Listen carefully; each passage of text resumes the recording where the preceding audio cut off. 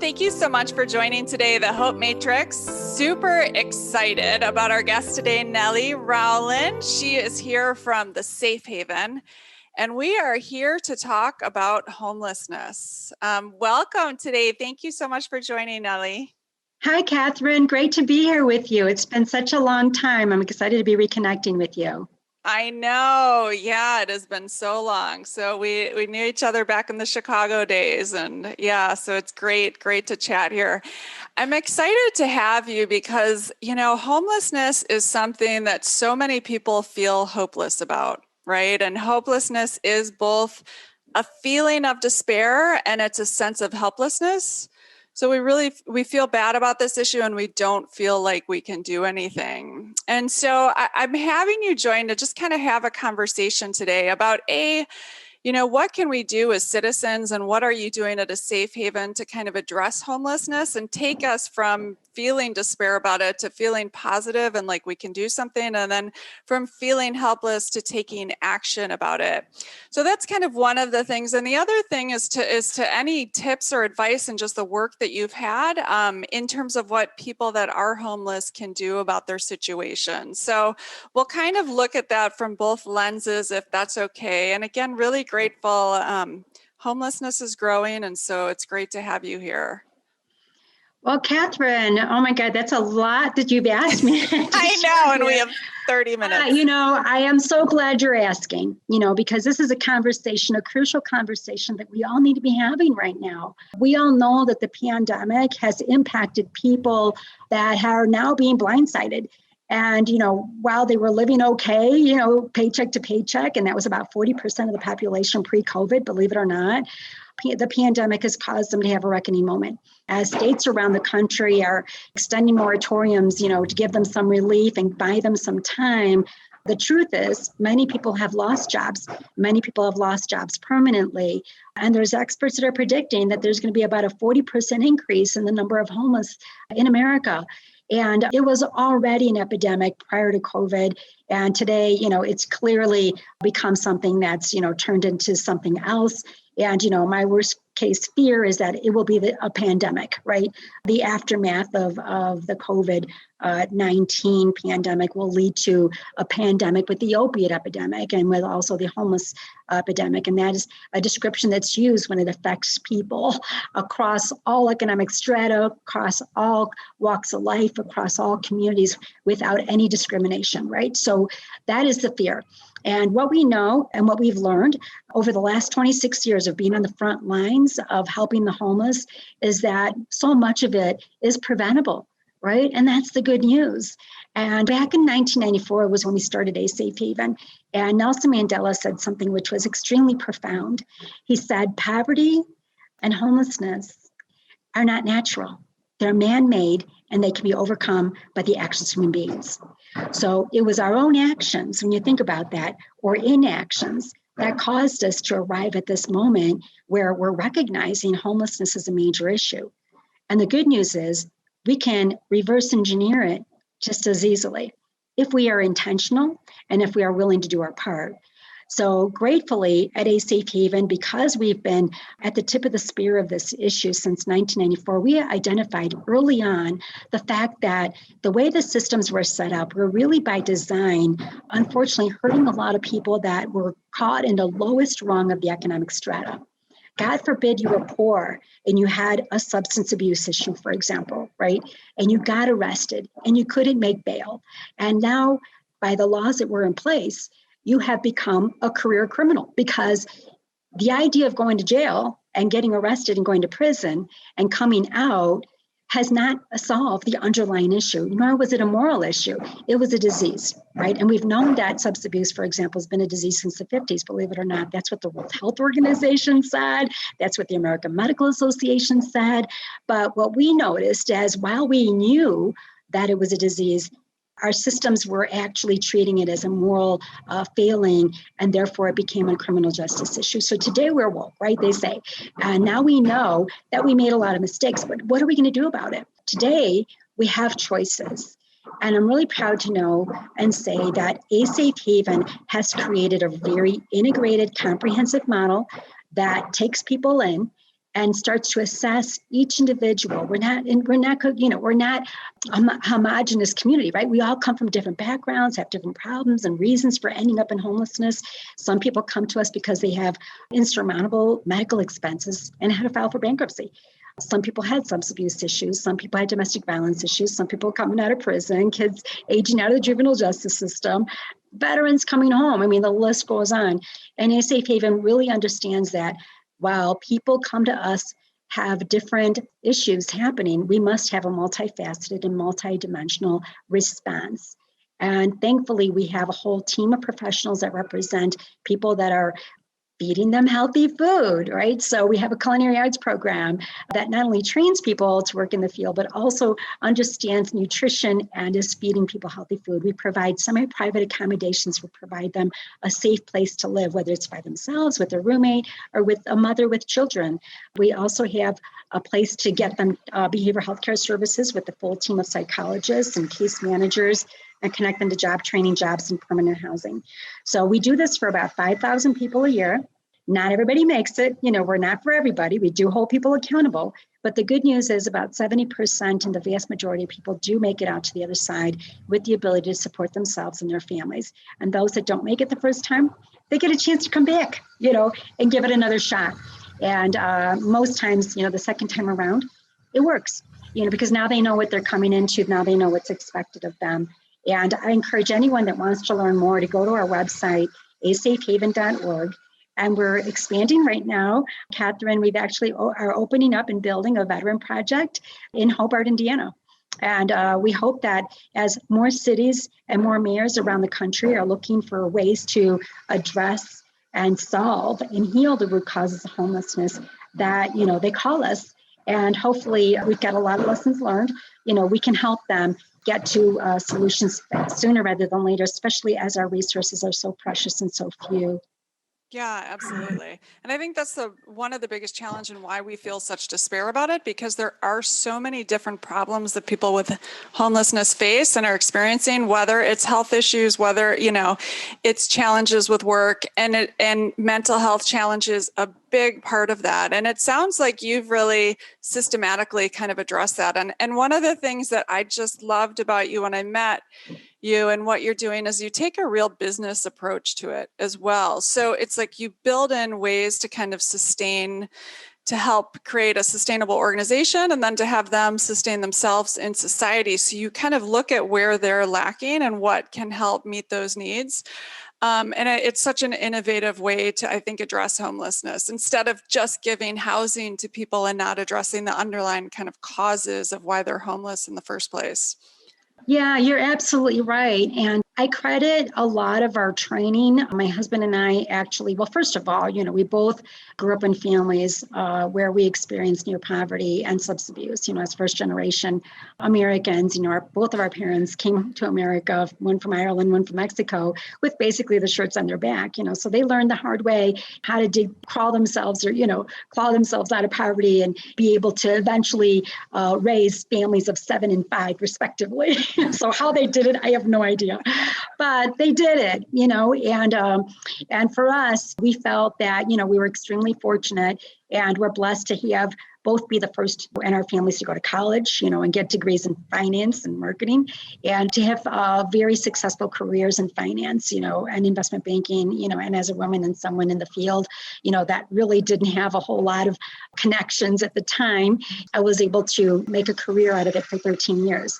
So it was really our ability to look at systems and look at what worked financially and what was sustainable and what wasn't, that allowed us to be successful in our careers of finance, right? So we took that same mindset and applied it to what was happening with our systems in terms of dealing with poverty issues. And we found that many of the well-intended systems that were built to protect us, right, and to help those that were in crisis actually had the unintentional consequences of perpetuating the problem, making it worse. So when we talked about building prisons starting in the 90s, and every state was given incentives to build more prisons, the unintentional consequences was we were creating mass incarceration, right? From people that could have actually gotten help in a treatment program instead. So we looked at that as being financially unsustainable and very catastrophic to individuals and families for generations to come. So for us, we followed the money and we couldn't find a return on investment. So even if we took these people and put them in the criminal justice system so they can pay their dues, when they came out, they were never going to become positive, productive members of society where they can get a job and pay taxes and support their families. And now they become our responsibility and our burden for the rest of their lives. And their children are. How does that work for anybody? It wasn't. So we knew we had to think about what could we do to bring our pragmatic financial skills into a field where we couldn't find anyone that was really thinking about this issue holistically, systematically, and looking for measuring performance metrics that included the ability to connect people to jobs and permanent housing. What we found was most of those systems, whether it was a hunger organization that was feeding people or whether it was a criminal justice system, was what we did is we measured the number of people that we fed or the number of people that we incarcerated, but we never measured what was the end result in terms of those generous or draconian systems. So we knew that we had to really inject what was pragmatic, right, into the equation. And thankfully, my husband and I, took our own resources really to prove the model. And we invited some investors for the first 5 years. We weren't taking anything for granted that we had a theory that worked. We just said, well, let's try to prove the pilot. And after 5 years, we had a tremendous amount of anecdotal evidence that our model and our system was working. And by having that in hand, we were able to go to the public funding streams and say, hey, look, as you're releasing people out of the criminal justice system, we notice most of the people that come to us have a criminal justice background. Why don't we just cut that lead time and get them straight into our system as they're being released from prison? It's called a reentry program. We started doing that since 1999. Today, there's a lot of talk about doing that more. And again, we have a model that has stood the test of time and has got a lot of practical experience and a lot of anecdotal stories, and experience to show that our system works.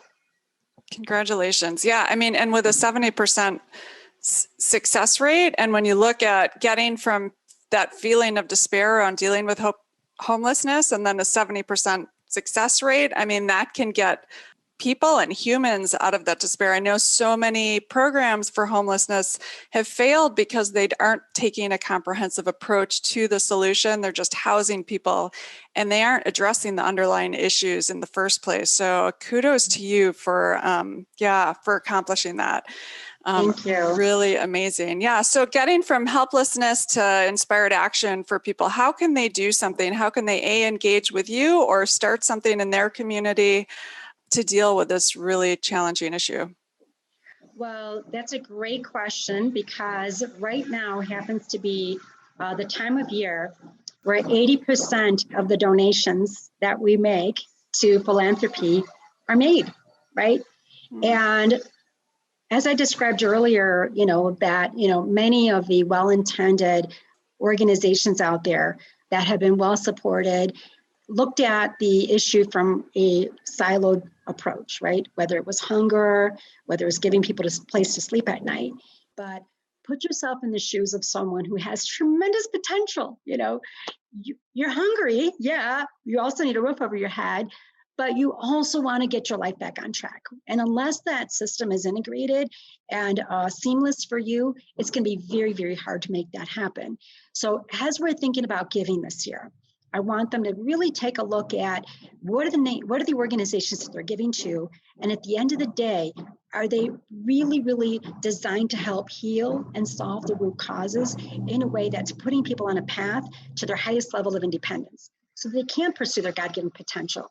Or are we giving to systems and models that have only one facet of the problem being met? So ultimately, I believe that there's a direct correlation with our values, where we give our money, even where we spend. So we have social business enterprises. So we know we have had people that nobody in a million years would want to hire, because they have backgrounds and they don't have, references, and pretty much have burnt every bridge when they were in crisis, if they even had a job. So we have social enterprises. So we have a landscaping company, for example, that's very famous in Chicago. We do the beautiful medians on the Cultural Mile and Magnificent Mile that tourists from around the world admire. And the people that do that work are actually people that are in our programs. And last season, we were able to employ over 123 people, and people that, again, nobody would have ever hired. And for everyone that hires our landscaping company is indirectly pulling through our employees back into the workforce. So that's another way. So you can either give to an organization that is meeting and addressing and healing the root causes and getting people on a sustainable path where we are breaking the cycle of poverty and homelessness. And we've got a 26-year track record to prove that we've done it generationally, so as the kids grow up, they're now living the dream themselves. Or you can hire a social enterprise as you're looking at who are you spending your money with, in terms of any type of service that you want. Think about a social enterprise, as a priority. And also, A Safe Haven does affordable housing. We're always looking for investors and partners to partner with us, to say, in our market, do we have a need for affordable housing? Why not partner with someone that has a model that is designed not only give them affordable housing, but how do you keep them living in affordable housing in a sustainable way? So our model comes with wraparound services so that anyone that lives in an apartment that may have had challenges in the past has a direct connection to people that will understand what to do if for whatever reason they lose a job or they relapse or they're dealing with an issue that requires more assistance. And thankfully, we have a model that does it all.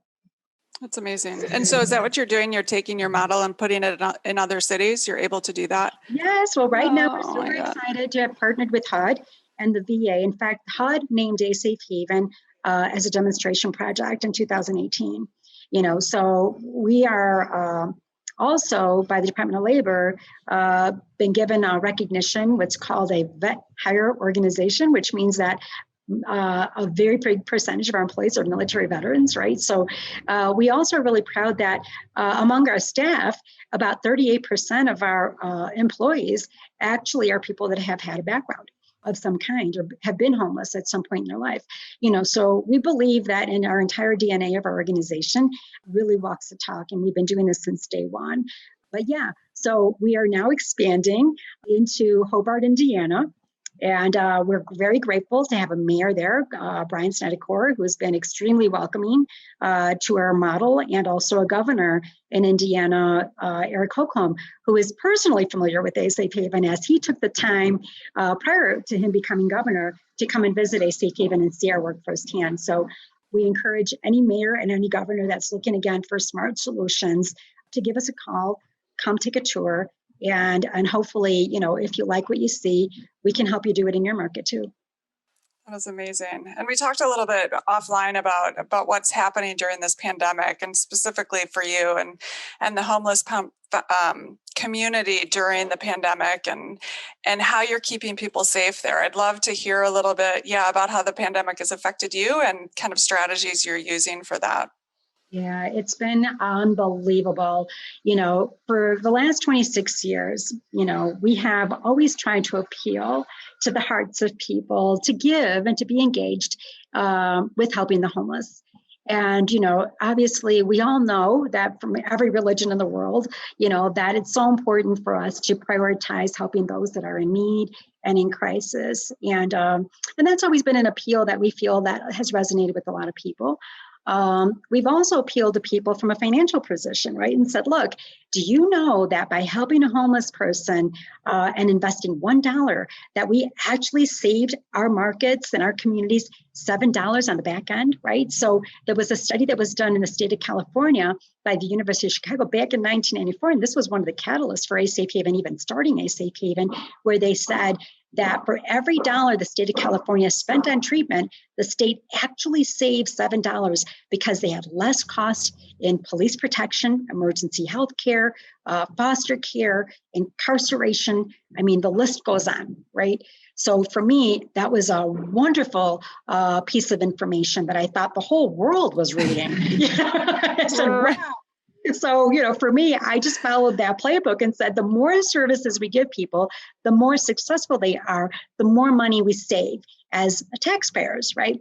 So we appeal to that logic, right? And many studies have come out since then that have showed that the numbers are even higher. There was a University of California, Columbia University study that came out that said that the number was closer to 12 to 1, right? So any way you look at it, even if it's a 2 to 1, it's a cost savings, right? Then saving money, is another appeal, right? Finally, what the pandemic has done that nothing else has been able to do to really create the sense of urgency around this issue of homelessness has been the appeal for the very first time to help people understand that homelessness is a public health issue. By now knowing that the health of the homeless has a direct impact on our own health, our family's health, and our community's health, all of a sudden, everyone has, lifted up and prioritized this issue. And it couldn't happen at a better time because the aftermath and the wreckage of the pandemic is that we are going to see a surge, a tsunami of people that are already falling behind on their rents by months and months and months at a time. And these are the essential workers. These were the people that were one paycheck away from being homeless in the first place, but were managing to make ends meet month in and month out. Well, when they got blindsided with no longer having a job and no longer having an income and the possibility of very high likelihood of not having a job to go back to, even with the vaccine, we are preparing right now for a potential 40% surge across the country of homelessness. And we have to act now. As we're thinking about giving and donating to our favorite charities this year, please consider the idea of prioritizing and meeting the needs of helping our most vulnerable. These are a non-renewable resource too, by the way. So I would say, let's care about the climate, but let's also care about people. Both are equally important. And I hope that, people find it in their hearts and in their wallets, to support these two important priorities equally and in a way that leads people and helps build an infrastructure that we want to live in that helps improve the lives of all stakeholders. Absolutely. Absolutely. And I mean, there's such a misconception that people don't mind being homeless or that they want to be homeless or it's a choice and that is just simply, not true. It's lazy on our part, to say that because nobody grows up saying that their lifelong dream for themselves is to be homeless. And gratefully at ACAP even, we have lots and lots and lots of examples of people that were homeless for 30 years or more. Many are Vietnam veterans. Many are people that got caught up in addictions and heroin when they were, young, and here they are in their 50s. And most of us, even them, have accepted their lot in life, that's just the way things are. And thankfully, at ACAP, we refuse to accept that everyone we meet doesn't have some God-given potential buried beneath that rubble. And it's our job to discover it and our job to help foster, what's lying beneath, and to help people realize, hope again and to get on a path that's going to help them, in many cases, when they've been estranged with their families, reunite with their families, get engaged in the job and get in a position where they can finally support themselves and their families. Some people are going to need subsidies for the rest of their lives, and that's okay. But the good news is we're able to carve out the ones that can go back to work and become positive, productive members of society, and it's never too late. So many of them have reunited with their children. Some of them have even remarried, the spouse that they had been estranged from, and it's just a lot of amazing stories. I actually have a book coming out called Awesome. Healing.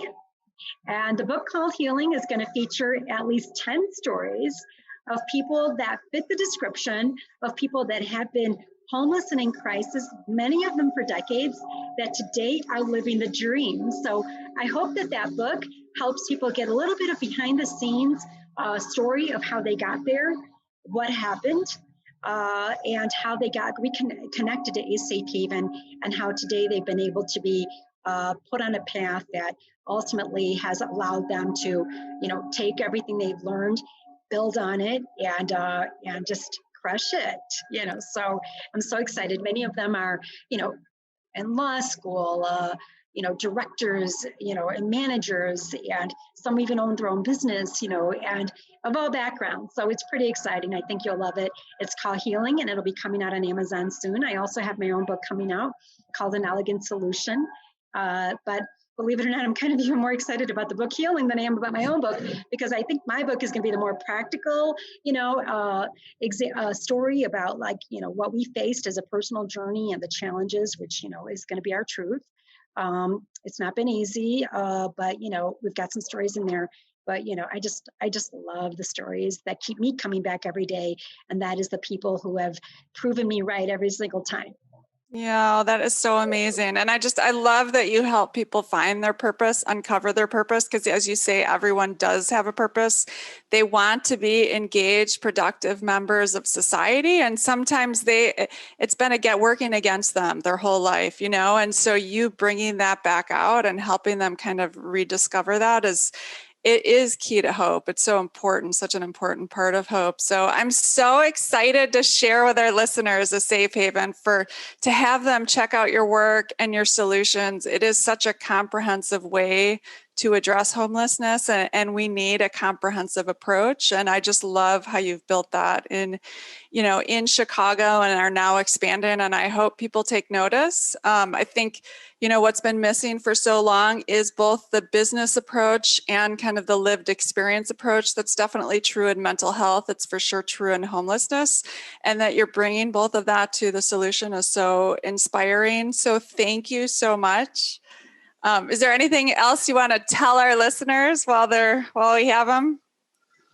Yeah, I mean, just make sure that, if you know someone who has a problem that, you feel that you've tried everything and you really need to try something different, check out A Safe Haven. I know that our team of professionals, there's not one problem out there that we haven't seen before.